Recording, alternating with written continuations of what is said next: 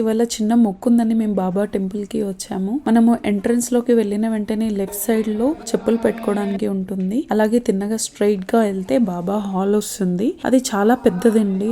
Around 1000 people అయితే పట్టగలుగుతారు అందులో. ఇవాళ దేవి నవరాత్రులు ఫస్ట్ డే కాబట్టి రష్ కూడా చాలా ఎక్కువగా కనిపిస్తుంది.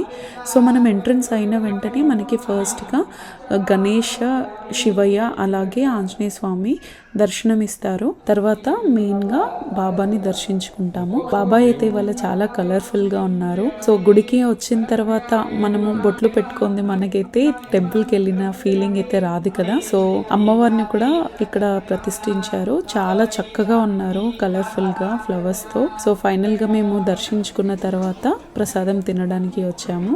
దేవి నవరాత్రులు కదా, మరి డాన్స్ కంపల్సరీ వేయాలి కదా. Friends, please subscribe my channel.